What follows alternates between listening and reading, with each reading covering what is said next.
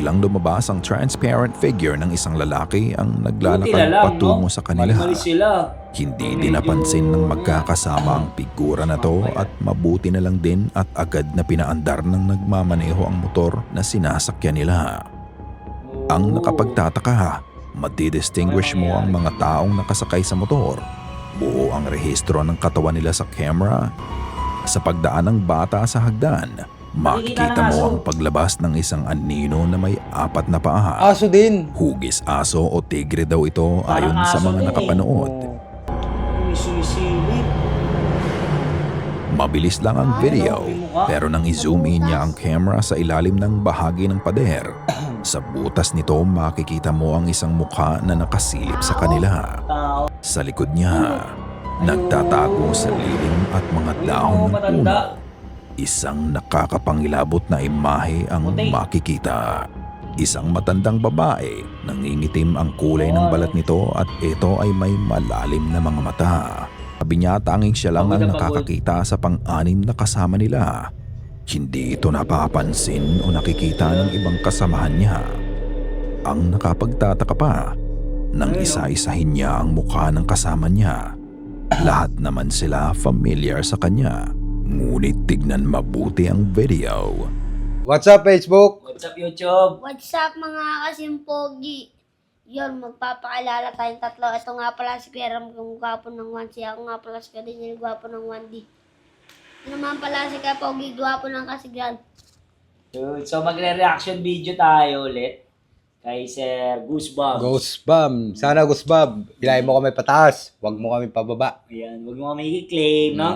Huwag mo kaming Kiklim. yun, tatakutin. So, Goosebumps Chicharon Top 5. Shadow Creature. Late one evening, kasama ni Kevin ang maliit na anak niya pati na din ang aso niya sa sala. Binibidyohan lang niya ang kalikutan ng kanyang anak that time. Lakad dito at lakad doon. Typical na activities ng mga bata May sa bra edad pa, na no? yun. Ngunit May bra habang nakasabi. nagvi-video siya, pagdaan ng anak niya sa ilalim ng hagdan, nagulat na lang siya sa sumunod na nangyari.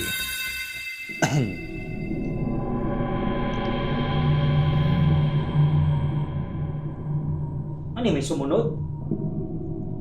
Anino? Ang laki. Ang laking tao. Napansin ng aso. Ang laki ano. Sa pagdaan ng bata sa hagdan, makikita mo ang paglabas ng isang anino na may 4 na paa. Aso din. Hugis aso o tigre daw ito ayon sa mga nakapanood. Ito ay naglalakad pakaliwa kung saan nanggaling ang anak niya. Kung iyong susuriin, nang dumaan ang bata, nasa kanan ng anino niya. Ngunit sa pagdaan ng shadow creature, wala kang makikitang pinagmumula nito. Kahit ang aso nila nakita ang anino pero wala naman itong naging reaksyon. Maaari nga kayang may skinwalker silang kasama sa loob ng bahay? Ito nga ba ay kagagawan ng hindi maipaliwanag na nilalang o camera trick lang? Ikaw na ang humusga. Ang bahad ka. Ako, isa lang napansin ko eh. Ikaw na napansin mo dyan. Nga. Natawa ako eh. Wala ka napapansin? Bra. Yung bra ka lang nakikita. Look natin. Di ba yung sabi ko kanina, bra lang? Doon ako nakatingin sa bra eh. Sabi, shadow ano daw. Sabi ko, unang takbo pala ng bata ko, may bra. Doon agad ako napatingin eh. Kaya tatawa talaga ako yan. Hindi ako natakot eh, no? Kasi dito ako nakabukod sa bra. Oo, kasi pag nagtawid, napansin ko rin agad eh. May sleepwalker yata sa likod natin. Sige, play tayo ha. The Wall. Noong June 6, 2023, dinalaw ni Cozy ang puntod ng kanyang lola. Nagsama siya ng ilang tao para sana ayusin ang nasirang puntod. Habang nagtatrabaho ang mga kasama niya, may napansin siya na talagang sumindak sa kanya. Lalo na nga at nasa sementeryo sila. Agad-agad niyang nilabas ang camera at ito ang kanyang Maaga pa yan, ha? nakuha.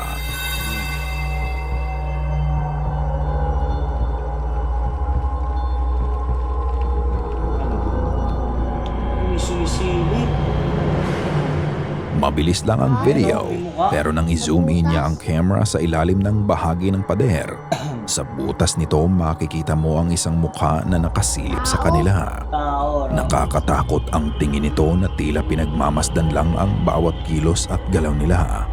Unfortunately, mabilis na nakat ang video nang dumaan ang isa sa kasama niya.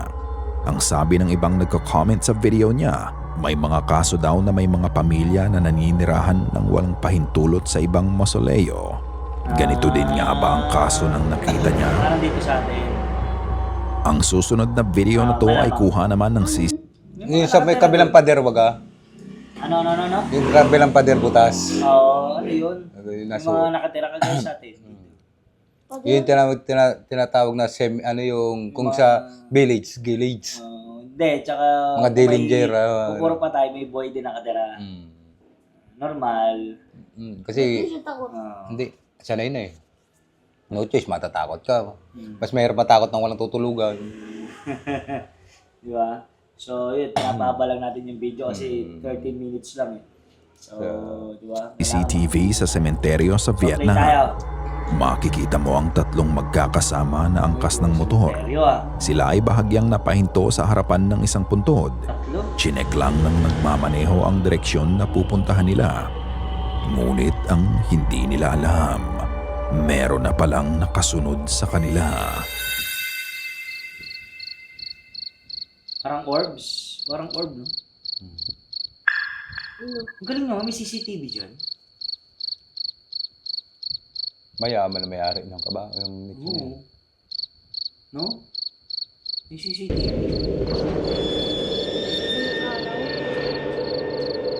Ano yun? Ayun. May anino. Naglalakad. Ayun, mahabol. Sa likod nila, biglang lumabas ang transparent figure ng isang lalaki ang naglalakad patungo sa kanila. Mali sila. Hindi din napansin ng magkakasama ang figura na to at mabuti na lang din at agad na pinaandar ng nagmamaneho ang motor na sinasakyan nila. Ang nakapagtataka, madidistinguish mo ang mga taong nakasakay sa motor. Buo ang rehistro ng katawan nila sa camera, hindi katulad ng figurang nakasunod sa kanila. Ito nga ba ay kaluluwa ng taong nakalibing sa puntod na hinintuan nila? Posible din nga kaya na sinundan sila ng kaluluwa hanggang sa pag-uwi nila.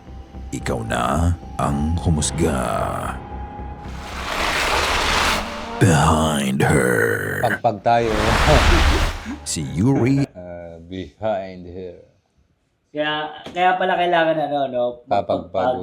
So, kawawa naman yung pinagpaga natin. Hindi, kawawa yung kaluluwa. Hindi, nahilo muna yun. Hindi, pag maisip yung pagpasok na sa bahay, ay maisip, pre, pagod din yung mapahinga. Ikaw nakatulog, ang tagal natin doon. Hindi, paikot-ikot tayo kanina eh.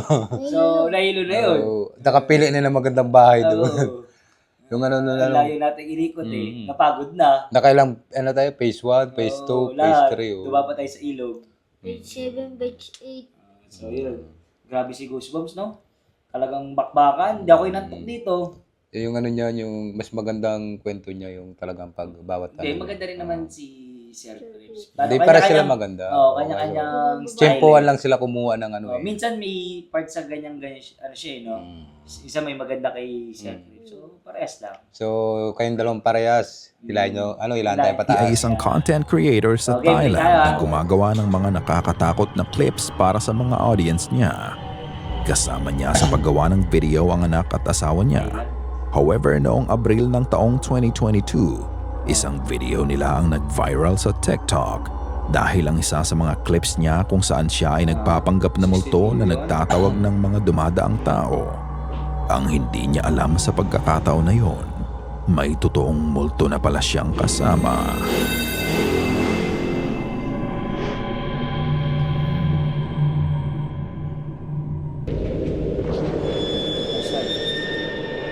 Wala kang mapapansin sa simula ng video, pero nang i-zoom in ng cameraman ang camera kay Yuri, sa likod niya, nagtatago sa lilim at mga dahon ng puno.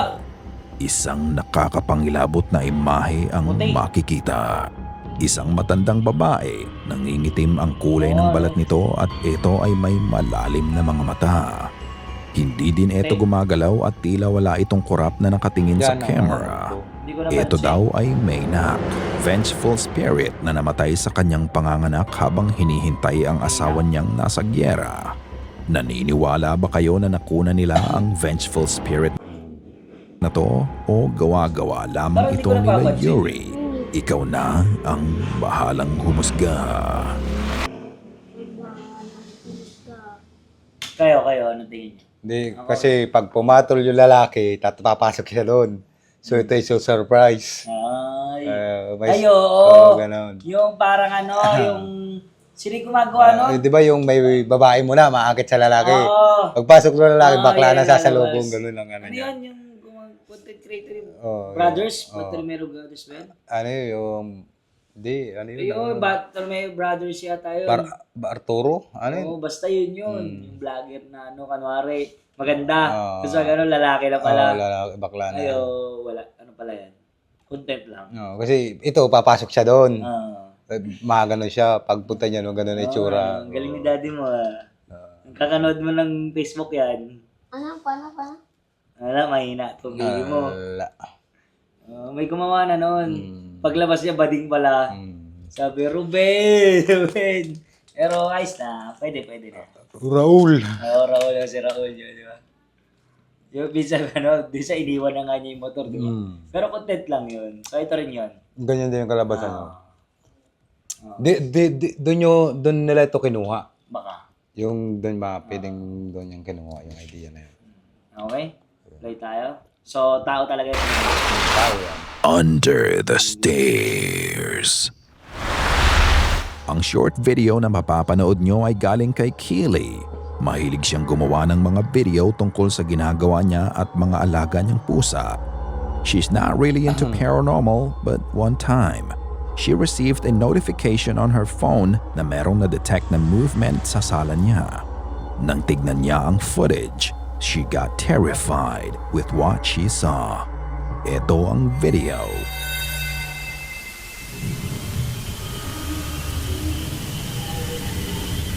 What?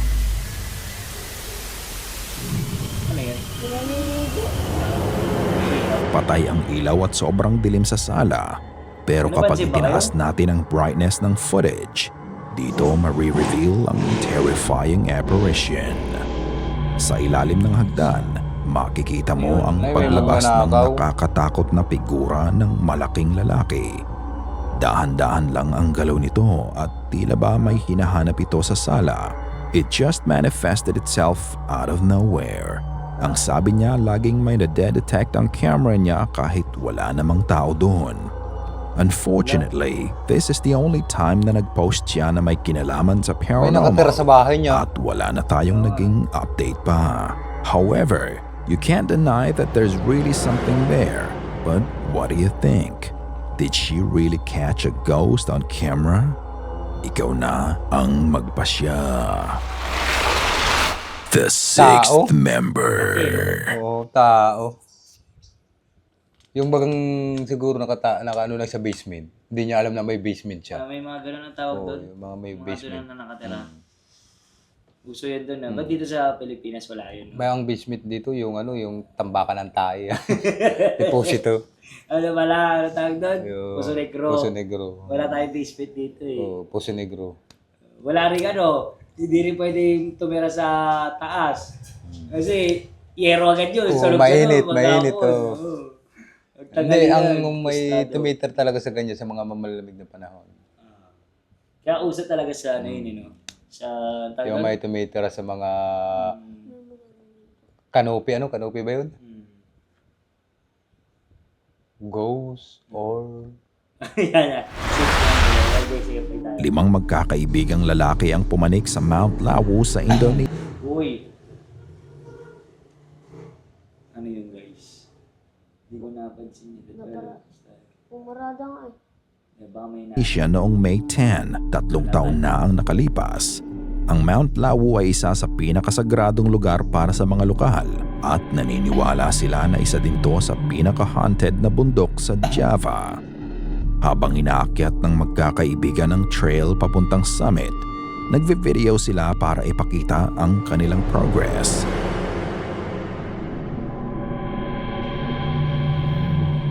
gabi na.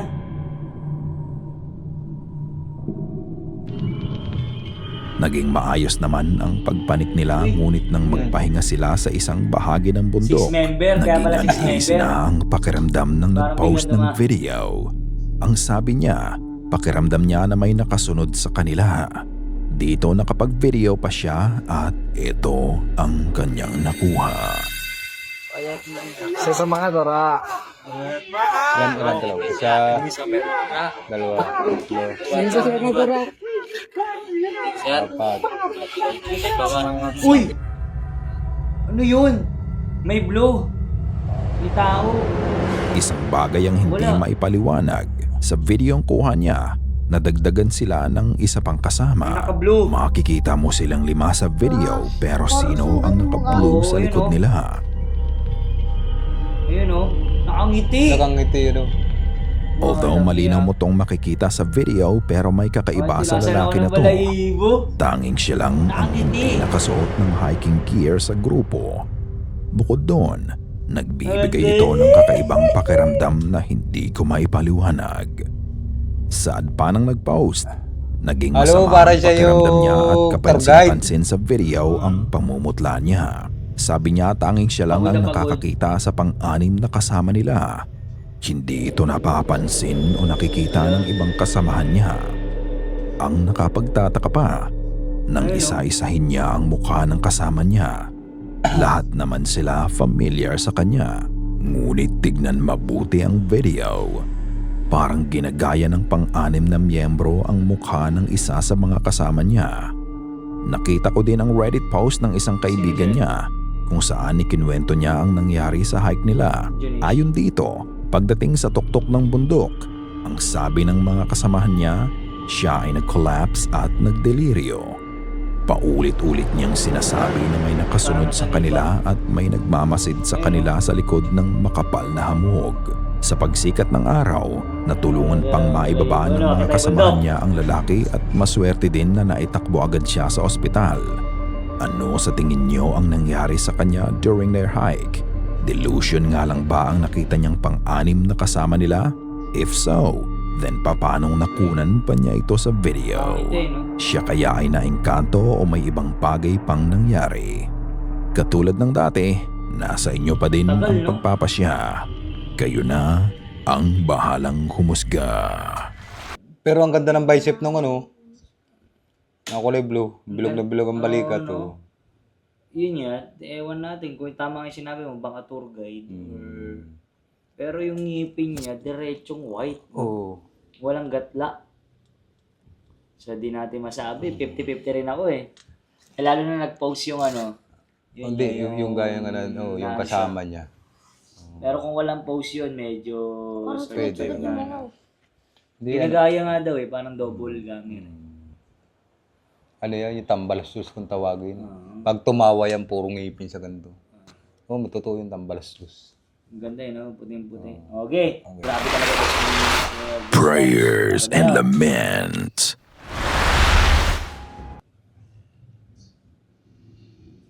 Hindi kayo natakot doon? Parang medyo naano ako doon. Siyempre naisip ko. Taas na ito pala yung muli dati mo.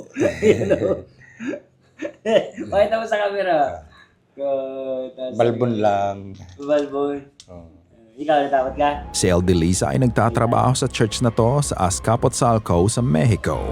Papauwi na sana siya nung hapon na yon nang marinig niya ang nakakatindig balahibong iyak ng babae. Dahil alam niyang sarado na ang church ng oras na yon at siya na lang mag-isa ang naiwan, kinuha niya ang cellphone niya at ito ang nai-record niya.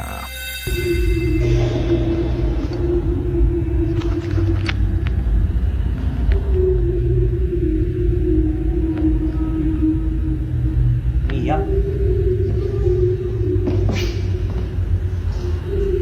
O baka namang hangin lang yun. Hindi, yan. Baka sa kabilang party. Sa loob ng simbahan, maririnig mo ang hagulgol ng isang babae. Kapansin-pansin din na wala na din ibang tao sa loob nito. Ayon kay Eldelisa, pakiramdam niya ay parang nasa tabi niya lang ang umiiyak.